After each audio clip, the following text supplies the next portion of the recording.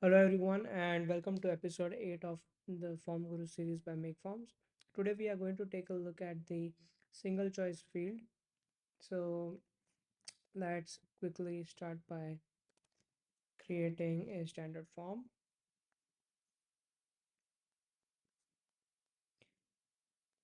So, what you will do is you will scroll down all the way to the bottom and you will see a single choice, or you can search for single.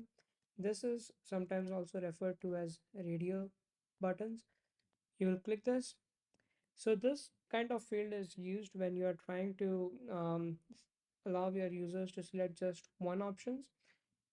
For example, this can be what country do you live in? So the first thing that we can see is that you are presented with two choices. You can just edit them like this. Say New York, London, and if you want to add more options, you can click this button. Say Berlin, Toronto, and for example, Beijing. This is one way to add your choices, and if you want to restructure them or reorder them, you can just drag drop them like this. The another way to do this is to copy all these values one below the other. So let's say I will type Mumbai and let's say Amsterdam. So this is how you can add the values for your single choices.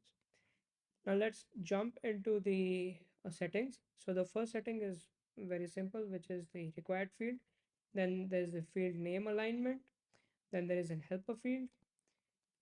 Select the country. So this will come up as a tooltip, or if you have this one, it comes below the choices. Now, spread to columns, what it does is that it keeps all the values beside one besides each other. If you turn it off, all your values will be one below the other. The next option is add other. So let's say if the user does not find a value suitable within the uh, choices that you have given and he wants to input his own value, then he can click other. The moment he clicks other, he will be presented with a text box and he can enter his own value. Now we can see that there's something called as choice type. So the by default you will get this kind of radio button. If you click this, these radio buttons will be converted into pills, and now when you spread them to columns, they will be one below the one besides each other. The next option is called the image choice. Now we need to see that here we have add other option selected. The moment we select image choice, the other option will be disabled. So what this does is that it allows you to have visual representation and image representation for every choice. So let's say here when you click this image icon, you will be presented with a media library. So you can either upload your own images or you can go to your images tab and search for stock with images on Unsplash.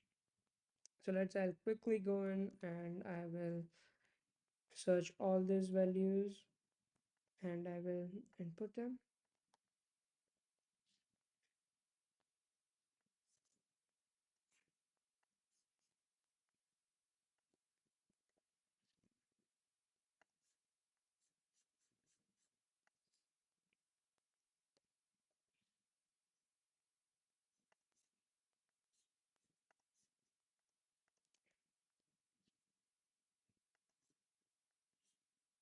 And the final one is, and we're done.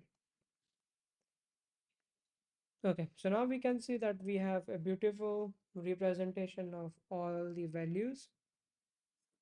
And now, as soon as you select the image choice, you will see two more options. The first one being the display indicator, which will add a small radio choice circle on top of your image, and this next one being display label.